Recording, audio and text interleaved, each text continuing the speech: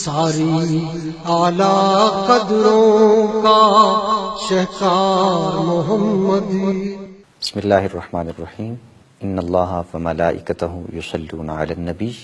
یا ایہا الذین آمنوا صلوا علیہ وسلموا تسلیما۔ اللہم صل علی سیدنا و مولانا محمد وعلی آل سیدنا و مولانا محمد وبارک وسلم علیہ۔ مولا یا صلی وسلم دائما ابدا علی حبیبک خیر الخلق کلہم۔ یا رب بالمصطفیٰ بلغ مقاصدنا واغفر لنا ما مضی یا واسع الکرم۔ یا رب جمعا طلبنا منک مغفرۃ وحسن خاتمۃ یا مبدی النعم۔ فاغفر لناشدها واغفر لقارحها سألتک الخیر یا سرجود والکرم۔ قال اللہ تبارک و تعالی فی الکلام المجید والفرقان الحمید۔ لقد کان لکم فی رسول اللہ اسوۃ حسنہ۔ آمنت باللہ صدق اللہ مولانا العظیم وبلغنا رسولہ النبی الکریم۔ محترم سامعین کرام، آج ہم جس موضوع پر گفتگو کر رہے ہیں یا جس موضوع کو سمجھنے اور سمجھانے کی کوشش کر رہے ہیں وہ ہے سیرت النبی علیہ الصلوۃ والسلام کی عصری اور بین الاقوامی اہمیت۔ گرامی قدر ناظرین، حضور نبی کریم علیہ الصلوۃ والسلام کی جو ہی آمد اور ولادت مبارکہ کا سلسلہ یعنی ماہ ربیع النور شریف شروع ہوتا ہے تو چار دانگ عالم، تمام اقوام جنہیں اللہ رب العزت نے ایمان کی دولت سے سرفراز، روشن اور منور فرمایا ہے، جن کے دلوں کو، وہ حضور نبی کریم علیہ السلام کی آمد کے سلسلے میں ہر سو خوشیاں بانٹنے، خوشیاں منانے کے سلسلے میں مصروف ہو جاتے ہیں۔ یعنی حضور نبی کریم علیہ السلام کی آمد جو ہی ہوتی ہے، آپ کی آمد کے سلسلے میں اس ماہ مبارک کا جو ہی ظہور ہوتا ہے، ہر سو مسرتوں کا ایک ریلا سا امڑ آتا ہے۔ ہر شخص یہ بتانے کی کوشش کرتا ہے کہ میرا اس نبی سے تعلق ہے۔ ہر عاشق اور ہر مسلمان دوسرے شخص کو یہ بتانے کی کوشش کرتا ہے اور یہ سمجھانے کی کوشش کرتا ہے کہ میں اس نبی سے تعلق رکھتا ہوں جس کی ذات گرامی تمام اقوام کے لیے محبت، امن، آشتی، خیر اور بھلائی کا پیغام لے کر آئی ہے۔ اسی ضمن میں عصر حاضر میں چونکہ میں اور آپ پرآشوب اور پرفتن دور سے گزر رہے ہیں، وہ دور جس میں طرح طرح کی ہمارے راستے میں رکاوٹیں ہیں جو ہمیں انسانی جبر و استبداد، انسانی استحصال اور دیگر تمام خامیوں کی طرف متوجہ کرتی ہیں، تو اس دور میں اگر ہم اپنے آپ کو متمسک بن نبوہ یعنی حضور نبی کریم علیہ السلام کی سیرت سے اپنے آپ کو جوڑ لیں تو وہ تمام برائیاں جو میرے اور آپ کے اندر گھر آئی ہیں وہ ایک دم سے ختم ہو سکتی ہیں۔ اسی ضمن میں آج ہم اس موضوع کو سمجھنے کی اور افہام و تفہیم کا ایک سلسلہ شروع کرنے کی کوشش کر رہے ہیں۔ یعنی سیرت النبی علیہ السلام وہ عظیم موضوع ہے جس کے بارے میں اللہ رب العزت نے فرمایا تھا لقد کان لکم فی رسول اللہ اسوۃ حسنہ، کہ لوگو آقا کریم علیہ السلام کی سیرت وہ واحد چپٹر ہے جس میں تمہارے لیے ایک مکمل ضابطۂ حیات ہے۔ اور علامہ ابن قیم جیسے عظیم محقق نے بھی یہ کہا تھا کہ اگر دارین کی سعادتیں حاصل کرنا چاہتے ہو، اگر تم یہ چاہتے ہو کہ تمہیں دارین میں فلاح اور کامیابی نصیب ہو جائے تو اس کا صرف ایک ہی راز ہے، اور وہ راز یہ ہے کہ سیرت النبی علیہ السلام سے تم متمسک ہو جاؤ اور اپنے مطالعہ کو حضور نبی کریم علیہ السلام کی ذات گرامی سے جوڑ لو۔ گرامی قدر سامعین، حضور نبی کریم علیہ السلام کی ذات گرامی بالخصوص تین ادوار پر مشتمل ہے۔ آپ کی سیرت یعنی کہ حضور کے تمام اعمال و اخلاق کو سیرت کا نام دیا جاتا ہے، اور آپ کی سیرت تین گوشوں میں بٹی ہوئی ہمیں نظر آتی ہے۔ اس کا پہلا گوشہ شمائل مصطفی علیہ السلام ہے، یعنی آپ کا حسن،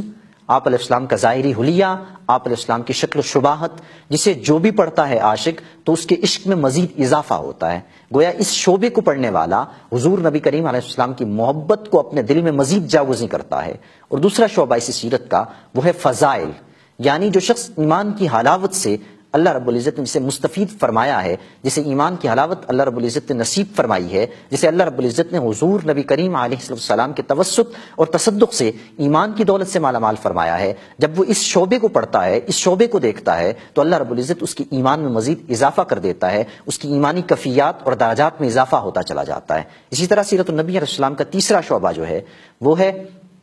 آقا کریم علیہ السلام کے خصائل، یعنی خصائل سے مراد آپ کے عادات و اطوار، اٹھنے بیٹھنے کے طور طریقے، آپ نبی کریم علیہ السلام کے وہ تمام افعال جنہیں امت فقہ کے نام سے منسوب کرتی ہے، جنہیں امت سنت کے نام سے منسوب کرتی ہے، یہ تمام افعال آپ کریم علیہ السلام کے تمام جتنے بھی یہ افعال ہیں، ان کا معنی اور ان کا مقصود اصلاح نفوس یعنی تہذیب نفوس کرنا ہے۔ ان سے انسان کی اعمال کی، عقائد کی اصلاح ہوتی ہے، اور حضور نبی کریم علیہ السلام کے اس گوشے کو پڑھنے والا شخص جو ہے وہ تہذیب نفوس کا ایک بہترین ملکہ اپنے اندر پیدا کر لیتا ہے، اور تمام رذائل، تمام باطل اس سے دور ہوتے چلے جاتے ہیں۔ گرامی قدر سامعین، اب عصر حاضر کے حوالے سے اور جدید عالمی تناظر کے حوالے سے ہم آقا کریم علیہ السلام کی سیرت کو دیکھنا چاہتے ہیں، اور اس کے دو پہلو ہیں۔ پہلا پہلو یہ ہے کہ جدید عالمی تناظر میں حضور نبی کریم علیہ السلام کی سیرت مجھے اور آپ کو، اور بالخصوص آپ علیہ السلام کی سیرت کو پڑھنے والے کو کیا مل رہا ہے اس سیرت سے۔ گرامی قدر سامعین،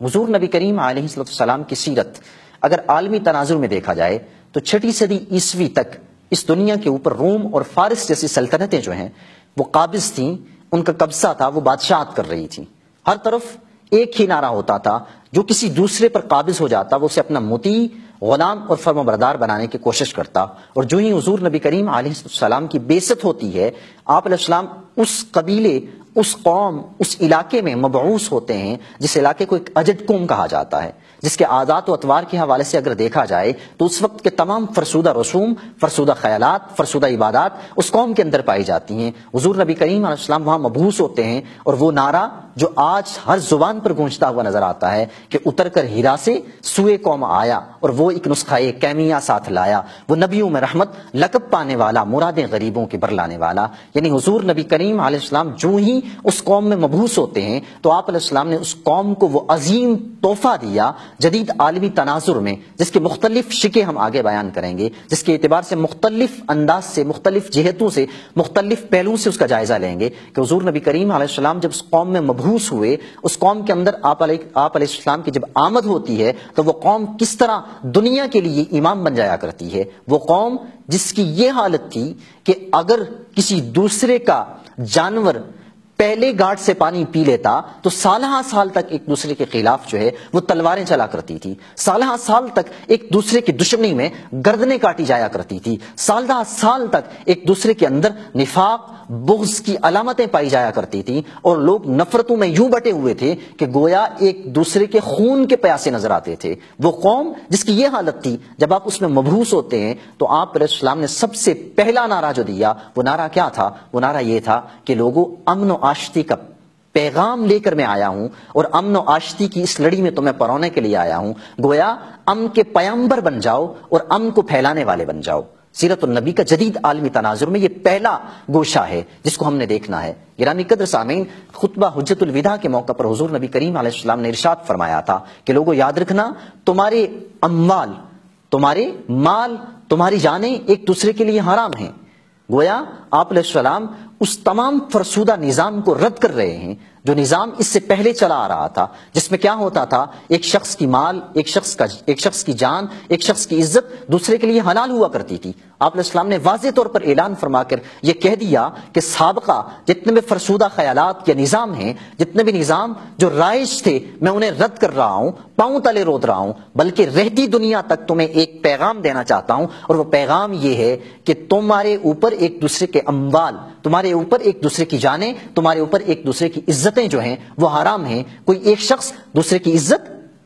نہیں پامال کر سکتا، کوئی ایک شخص دوسرے کے مال کو اپنے قبضے میں ناجائز طریقے سے نہیں لے سکتا، کوئی ایک شخص دوسرے کی عزت پر ناجائز طریقے سے ڈاکہ نہیں ڈال سکتا۔ گرامی قدر سامعین، گویا کہ حضور نبی کریم علیہ السلام نے تمام اقوام کو ایک لڑی میں پرونے کی کوشش کی اور یہ پیغام دینے کی کوشش کی کہ کوئی چاہے کسی بھی رنگ کا ہو، کسی بھی نسل کا ہو، کسی بھی قوم سے اس کا تعلق ہو، کسی بھی قبیلے سے اس کا تعلق ہو، کوئی بھی زبان بولتا ہو، دنیا کے کسی کونے میں بھی رہتا ہو، تمہارا اس سے تعلق کیا ہے کہ یہی پہلا سبق ہے کتاب خدا کا کہ ہے ساری مخلوق کنبہ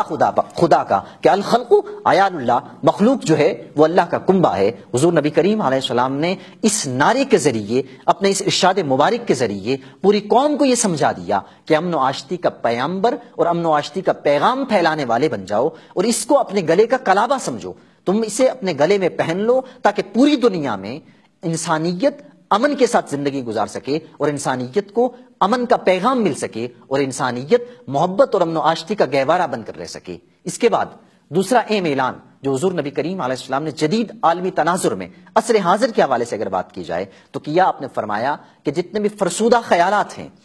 جتنے بھی پرانے نظام رائج ہیں، وہ نظام جن میں غلط خیالات، غلط عقائد، جن میں غلط اعمال، ہر وہ چیز جس کی وجہ سے انسانیت کی توہین ہوتی ہے، جس کی وجہ سے انسانیت کو حقارت آمیز لہجے میں پکارا جاتا ہے، جس کی وجہ سے انسانیت کو ایک توہین آمیز لہجے میں مخاطب کیا جاتا ہے، ان کو چھوڑ دو۔ آپ علیہ السلام نے ارشاد فرمایا تھا کہ لوگوں جتنے بھی باطل یعنی اس سے پہلے کے باطل تمام رسومات ہیں، تمام عقائد ہیں، ان کو چھوڑ کر اللہ رب العزت کی طرف متوجہ ہو جاؤ۔ وہ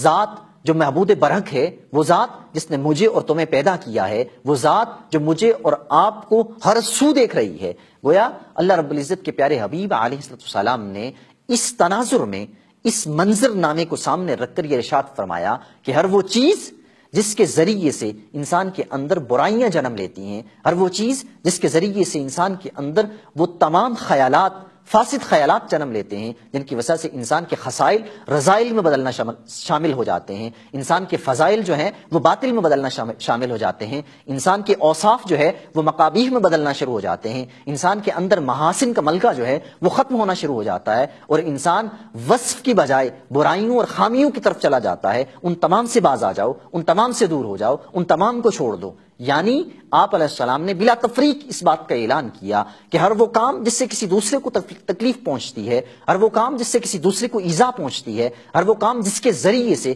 کسی دوسرے کو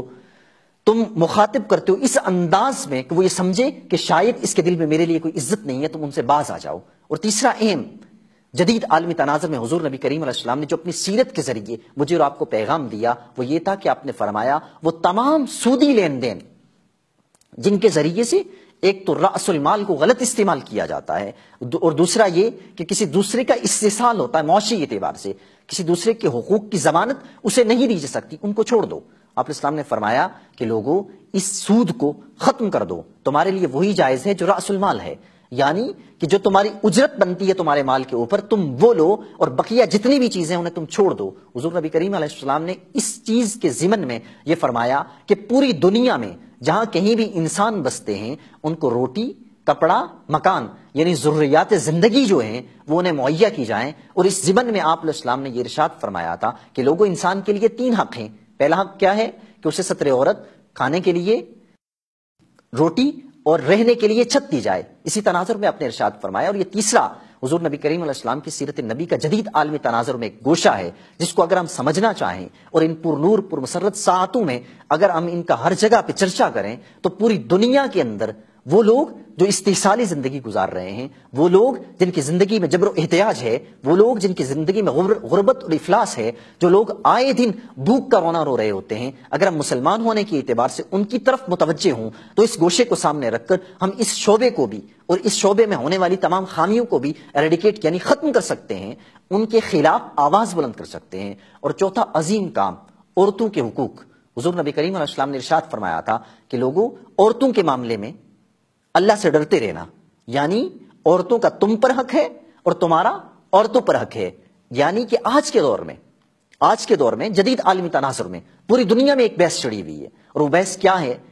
وہ بحث وومن رائٹس کے اعتبار سے ہے، وہ بحث عورتوں کے حقوق کے اعتبار سے ہے۔ حضور نبی کریم علیہ السلام نے جدید عالمی تناظر جو ہے اس کو اگر سامنے رکھیں تو اس وقت 14 صدیاں پہلے یہ کہہ دیا تھا کہ عورتوں کا تمہارے اوپر حق ہے اور تمہارا عورتوں کے اوپر حق ہے۔ اور ایک روایت میں آپ نے فرمایا تھا کہ بہترین شخص وہ ہے جو اپنی بیوی کے ساتھ بہترین سلوک کرتا ہے، اس کا مفہوم مبارک یہ ہے، اور میں اپنے گھر والوں میں یعنی اپنی بیوی سے سب سے زیادہ بہترین سلوک کرتا ہوں اور بہترین سلوک کرنے والا ہوں۔ گویا کہ حضور نبی کریم علیہ السلام نے اس دور میں عصر حاضر کے تمام چیلنجز کو سامنے رکھتے ہوئے یہ پیغام دیا تھا کہ دنیا والوں یاد رکھنا کہ اگر تم یہ چاہتے ہو کہ ہمیں امن و آشتی، اگر تم یہ چاہتے ہو کہ ہمیں آپس میں اتفاق اور اتحاد، اگر تم یہ چاہتے ہو کہ ہمیں آپس میں محبت کا گہوارہ بنا ہوا ایک معاشرہ مل جائے، تو تم اس وقت جب تمہیں ہر طرف کشمکش نظر آئے گی، جب تمہیں ہر طرف ظلم و بربریت نظر آئے گی، جب تمہیں ہر طرف گوناگوں مصروفیات کے ہوتے ہوئے ہر شخص یہ کہتا ہوا نظر آئے گا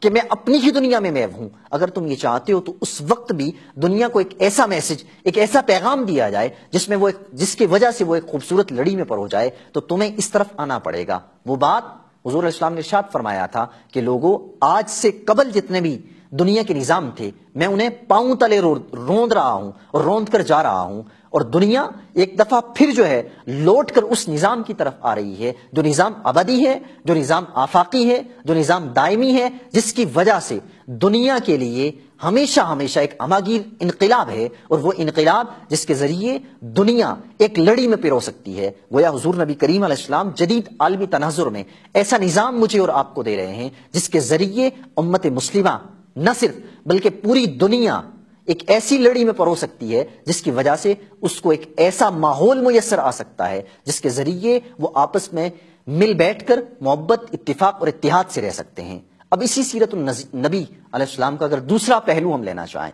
دوسرا پہلو موجودہ جو مسائل ہیں ان سے نمٹنے کے اعتبار سے ہے. موجودہ مسئلہ کیا ہے؟ رنگ و نسل کا مسئلہ. موجودہ مسئلہ کیا ہے؟ نسب کا مسئلہ. موجودہ مسئلہ کیا ہے؟ غربت اور افلاس، فاقہ کشی. موجودہ مسئلہ کیا ہے؟ موجودہ مسئلہ جنسی بے راہ و روی. موجودہ مسئلہ کیا ہے؟ اخلاقی بے راہ و روی. موجودہ مسئلہ کیا ہے؟ موجودہ مسئلہ ہر شخص اپنے آپ کو تسکین پہنچانے کے لیے ہر اس کام کا ارتکاب کر رہا ہے جس کام کی وجہ سے معاشرے کا امن غارت ہوتا ہے، جس کام کی وجہ سے معاشرے کے اندر وہ تمام چیزیں پنپنا شروع ہو جاتی ہیں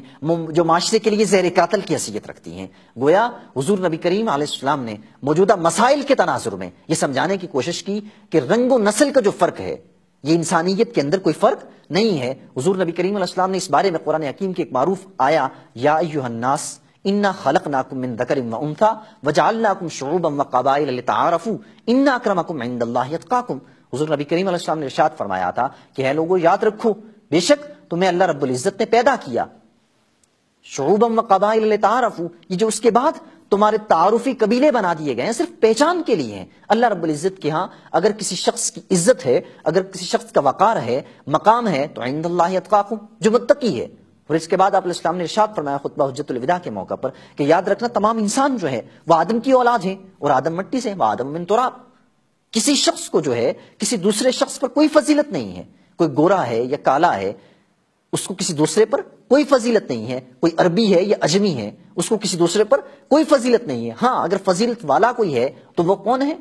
متقی. الا بالتقوی، تقوی وہ واحد ضمانت ہے جس کے ذریعے کسی دوسرے پر فضیلت حاصل ہو سکتی ہے، اس شخص کو دوسرے شخص پر فوقیت حاصل ہو سکتی ہے، ایک شخص کو دوسرے شخص پر برتری حاصل ہو سکتی ہے. حضور نبی کریم علیہ السلام نے اس ضمن میں ارشاد فرمایا اور دنیا والوں کو یہ پیغام دیا تھا کہ لوگوں، متقی وہ واحد شخص ہے جس کو کسی دوسرے شخص کے اوپر جو ہے وہ برتری حاصل ہو سکتی ہے. اب متقی کیا ہے اور متقین جو لوگ ہیں ان کی صفات کیا ہیں؟ قرآن کریم فرقان حمید نے اس ضمن میں جو ہے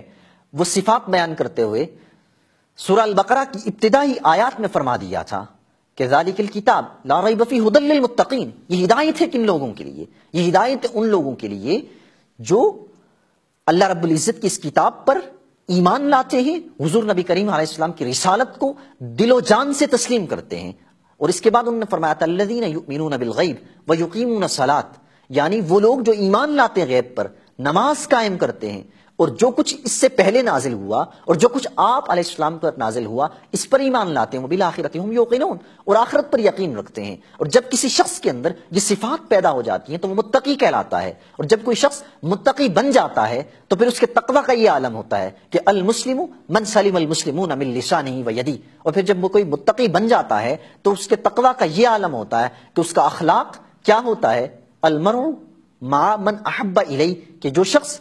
کسی دوسرے سے محبت کرتا ہے، جب کوئی متقی کسی دوسرے سے محبت کرتا ہے تو اس کی محبت فقط اللہ رب العزت کی رضا کے لیے ہوتی ہے. الحب للہ والبغض للہ. اس کا بغض بھی اگر ہوتا ہے تو اللہ رب العزت کی ذات کے لیے ہوتا ہے. گویا سیرت النبی وہ واحد سبق ہے، وہ واحد ہمارے لیے راستہ ہے جس کے ذریعے ہم اس وقت میں موجودہ دور میں جتنے بھی چیلنجز ہیں ان سے نمٹ سکتے ہیں. اگر میں غلام مرزا کی زبانی کہنا چاہوں تو پھر یوں کہوں گا، اور یہی آج کی اس پورے لیکچر کا پیغام بھی ہوگا کہ چھوڑ کے آپ کا دامن رحمت آقا ہم سے بھول ہوئی ہے. چھوڑ کے آپ کا دامن رحمت آقا ہم سے بھول ہوئی ہے. اور ہن جے رونا تے اکھاں وچوں ہنیرا جاندا نہیں نور جاندا ہے، میں او بدبخت ہاں جدے کولوں او دا سایہ بھی دور جاندا ہے، میں گندا پاپی میں میلا اتھرو حضور معافی حضور معافی، تساں سی ڈکیا جنہ کما تھی حضور جی میں اکر گیا ہاں، گناہ دی دلدل دے اندر میں گل میں تکر اتر گیا ہاں۔ اور ڈاکٹر علامہ محمد اقبال کے یہ اشعار جو بڑے خوبصورت ہیں، اور اس نے حضور نبی کریم علیہ السلام کی ذات اقدس کو سامنے رکھ کر ارشاد فرمائے تھے کہ قوت عشق سے ہر پست کو بالا کر دے، دہر میں اسم محمد سے اجالا کر دے۔ اور یہی پیغام ہے، اور سیرت النبی کا یہی موضوع ہے، اور سیرت النبی میرے اور آپ کے اندر یہی خصائل اور یہی عادات یہی اطوار پیدا کرنا چاہتی ہے۔ اور اگر ہم سیرت النبی سے متمسک ہو جائیں تو ان پر نور ساعتوں کو ہم دنیا کے لیے بلکہ رہتی دنیا کے لیے ایک پیغام بنا سکتے ہیں، جس سے ہم یہ میسج دے سکتے ہیں کہ حضور کی آمد کا سلسلہ، ربیع النور شریف کی آمد کا سلسلہ جب بھی شروع ہوتا ہے تو چار دانگ عالم یعنی پوری دنیا میں جو ہے مسرتوں کا ایک جشن منانے والے، مسرتوں کا ایک سما باندھنے والے دراصل یہ کہنا چاہتے ہیں کہ لوگوں آؤ اس ذات کی طرف، لوگوں آؤ جڑو اس ذات کے ساتھ، اپنے آپ کو اس ذات سے وابستہ کر لو جو ذات دراصل نہ صرف مسلمانوں کے لیے بلکہ رہتی دنیا تک کے لیے خیرخواہ بن کر آئی ہے، جس کا اعتراف اور اعادہ ان لوگوں نے بھی کیا تھا جو لوگ حضور نبی کریم علیہ السلام کے کٹر دشمن تھے۔ وہ بھی یہ کہنے پر بالآخر مجبور ہو گئے تھے کہ ہم سالہ سال تک 15 سے 20 سال تک اپنی تلواریں جس کے لیے بے نیام رکھے رہے، جس کے خلاف اپنی زبانیں کھولتے رہے، جس کے خلاف ہم باتیں کرتے رہے، طرح طرح کے پروپیگنڈے کرتے رہے، بالآخر ہمیں یہ سمجھ آئی کہ وہ ذات ہماری دشمن نہیں بلکہ ہمیں محبت، امن و آشتی کا پیغام دینے والی اور ہمارے لیے خیرخواہی اور بہلائی کا جذبہ رکھنے والی ہے۔ اگر ہم اس سے جڑیں گے تو ہمیں نہ صرف دنیاوی بلکہ اخروی اور دائمی خوشیاں، دائمی مسرتیں، دائمی لذات بھی نصیب ہوں گی۔ دعا ہے بارگاہ علم ازل میں کہ اللہ رب العزت مجھے اور آپ کو حضور نبی کریم علیہ السلام کی سیرت النبی کے ساتھ جڑنے اور اس سے سبق حاصل کرنے کی توفیق نصیب فرمائے۔ وما توفیق الا باللہ۔